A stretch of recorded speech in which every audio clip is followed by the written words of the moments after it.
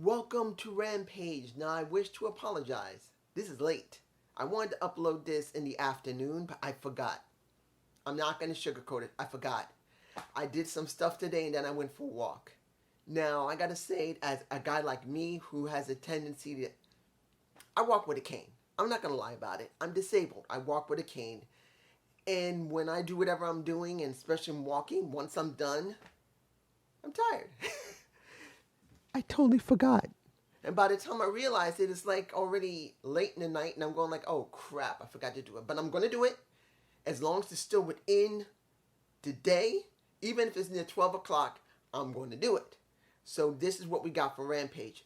It was a good show. I saw SmackDown. It wasn't a bad show. I did see Just Alex talk about it a little bit. I didn't watch his full review. He just basically said both shows all right. But I don't go by what other people say. I go by what I see. I already did my SmackDown review, which it wasn't a bad show. Better than what I saw back in 17. So here, it was fine. It wasn't a bad show. Admittedly, I'm not agreeing with some of the booking, but let's go through this. I'm not going to talk about the beginning of the show. That will come at the end. But we got Private Party versus Swerve and...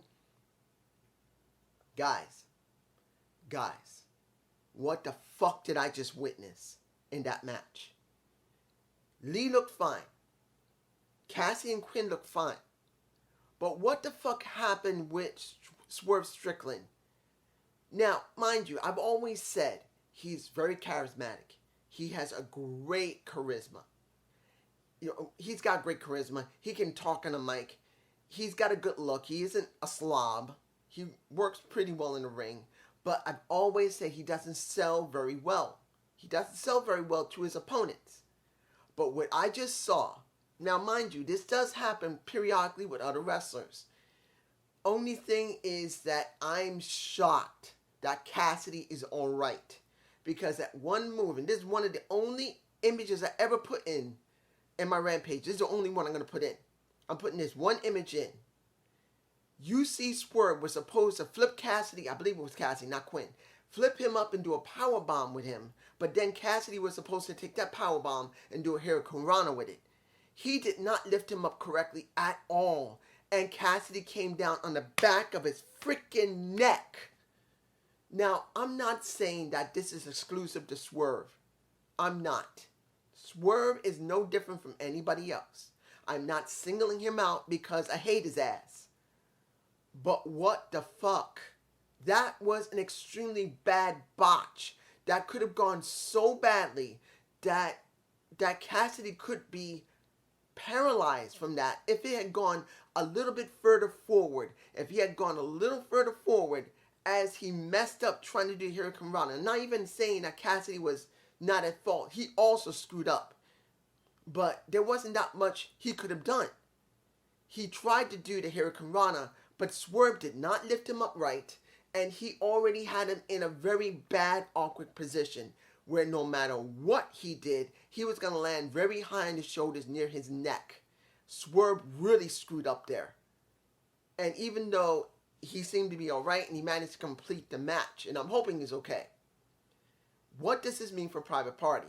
Private Party for the last 3 years has not really gotten anywhere. Yes, they worked with... It did look good with the Hardy brand, yes, until it didn't work with the Hardy brand. Then Andrade now, he's still supposedly in control of Private Party, and Andrade El Idio's brand still supposedly still exists, which he doesn't really talk about, which I think they shouldn't even gone there on Dynamite. I don't think they needed to, or was it? Yeah, it was on Dynamite they talked about it. I just didn't care. Now, Powerhouse Hobbs. I'll give it to like this when it comes to the factory. Where they going? I don't know. Is he going to join the factory? I'm not sure. Would it be good for Hobbs to join the factory? I don't know. I don't know if it would be good for him to join the factory when, yes, the only thing the factory's there for is to destroy a Ricky Starks. But the way they keep booking it, it looks like he's going to join them. Hopefully he does not. And the feud between both of them will be the more focused than the factory, because I don't think the factory should even be involved in it. I'm just saying. Now, the acclaimed video with This is where I don't agree with the booking. This was rushed. I'm sorry, guys. This is rushed. I felt that the Acclaim should have been heels and the Gun Club should have been faces, and they managed to convince a Billy Gunn to join them. And his kids got to try and convince their dad to come back. That could have been a decent story. Now, yes, they flipped the script. Fine. But I truly believe they rushed this. This feels rushed. Like I said, why is Billy Gunn jumping straight with the Acclaim so quickly within... He shouldn't even be feeling happy about this right now.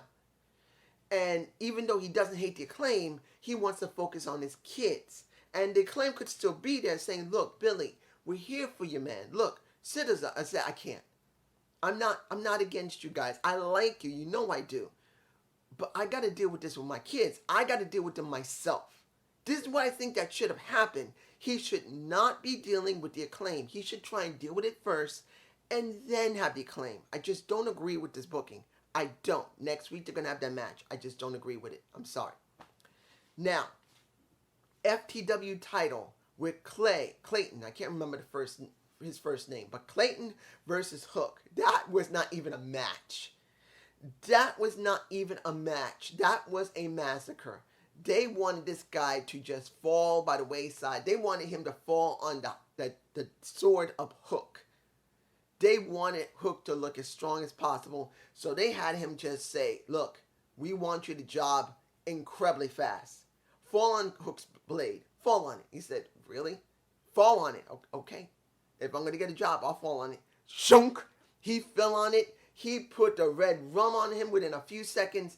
It didn't even last 10 seconds. I'd say 4 or 5 seconds. Over. Hook walks away. Done. But then we get the JAS. And I think it was Daddy Magic that was talking. I don't know. I don't think it's the other one. But Daddy Magic. He pretty much said, hey, you're Hook. You're looking good there, brother. But you think you own the damn place. I think that belt would look better on a sports entertainer. So now we may get a JAS version of a match. Now, I'm not against it, but I would like to see the build-up going into it. I'm hoping they're not going to do it next week or the week after. Build into it. This is one of the major problems Hook is going to have if they continue booking him as he is. He is being booked like Goldberg, and I agree with it. Unlike Marsha Slamovich, Hook has been booked like Goldberg because we've seen him in the back. We've heard him talk briefly or not talk at all. He's interacted with people. That's what Goldberg was like. And if anybody says that's not how, no, that's a lie. Goldberg was seen killing people in the ring. Then he was seen in the back, barely talks to anybody. If ever he talks, he says, I'm coming after you. Or he just says, what? He barely spoke, but he was seen in the back. He was seen in the ring, and people approached him. Fine. That's how booking goes. But I want to see the opposite side. Let the JAS do all the heavy lifting for Hook.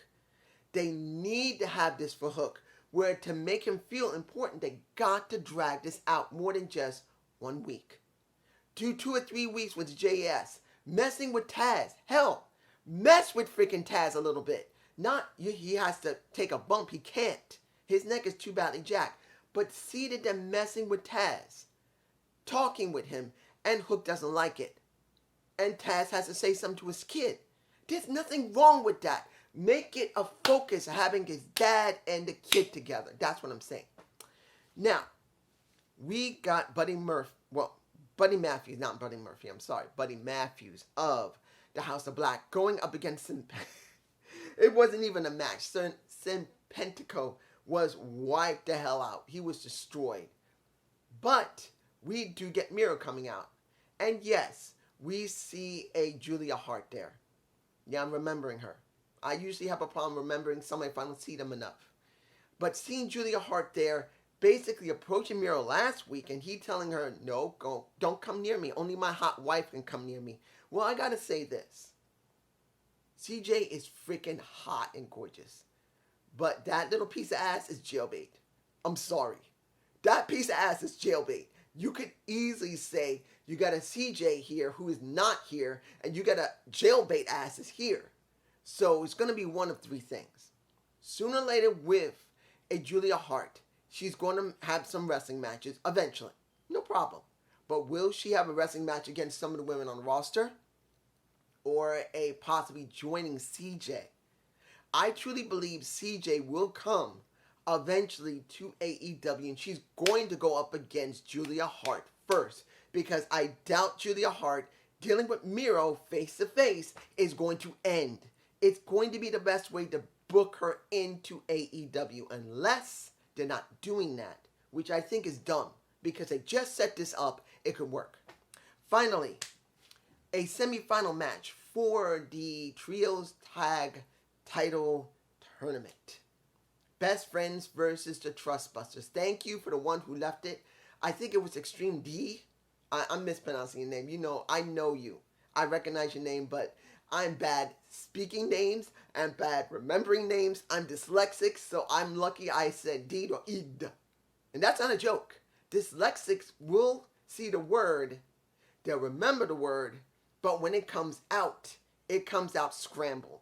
It does happen, even though I am one of those lucky ones that got a lot better as the older I got. Because trust me, as a dyslexic when I was younger, I was very bright, and I'm still a bit bright. I mean, I'm no genius.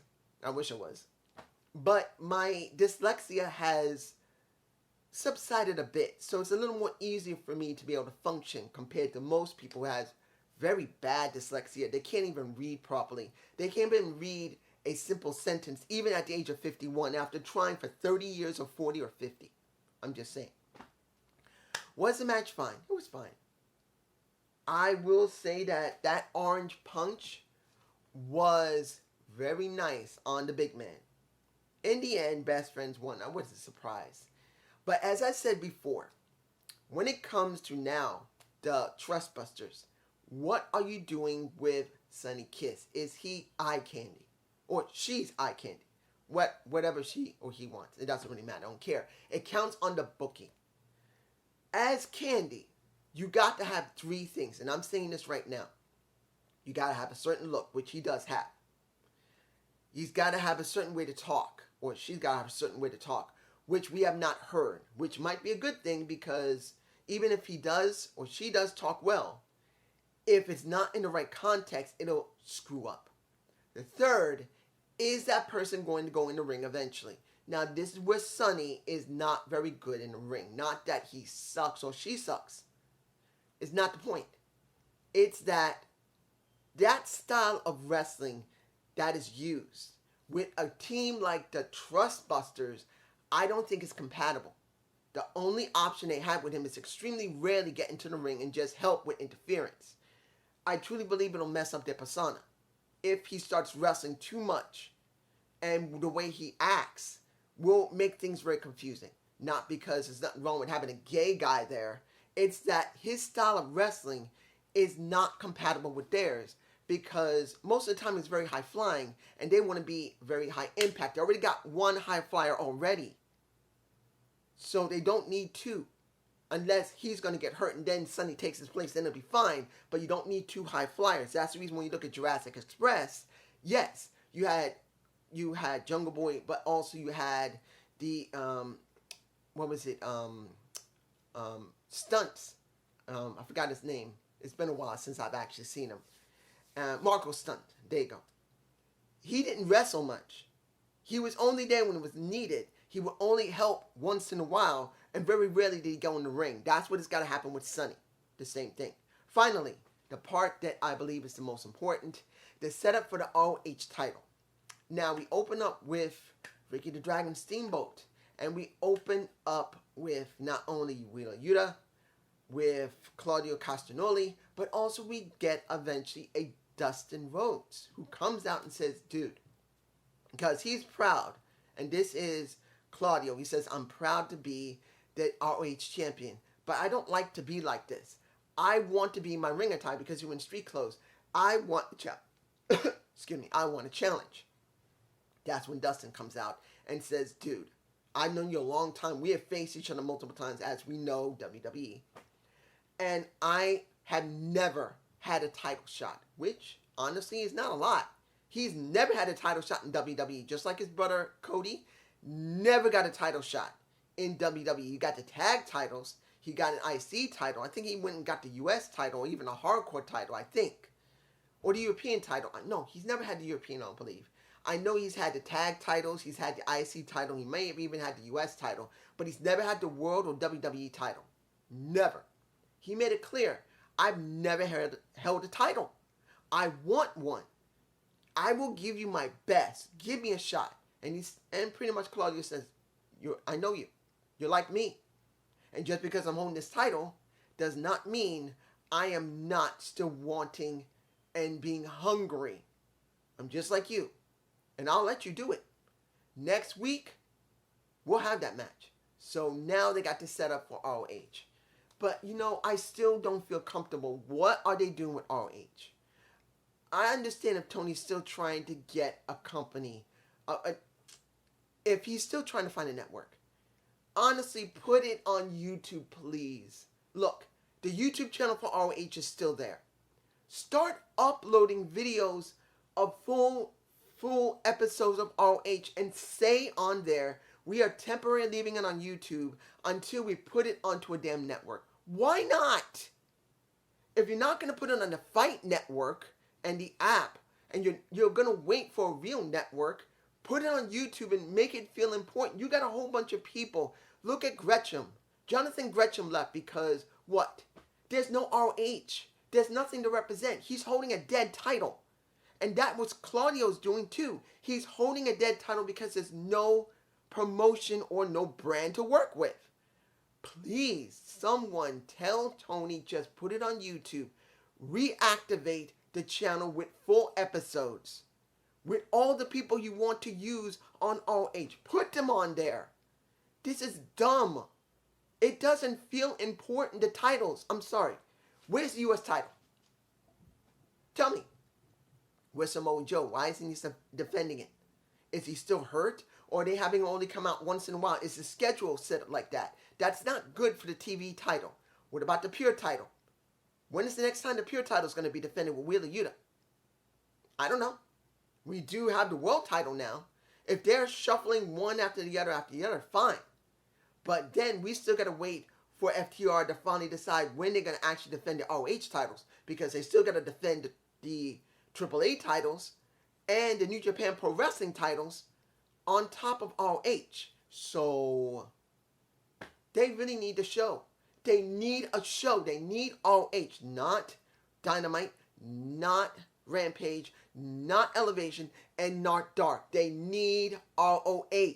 And as far as I can tell, this sucks. They should already be putting it on YouTube until they find a network. And then if they're really that determined to make it its own company again, they need to do that. This is bullshit. And it's just me. Have a good day. Have a good night. Peace.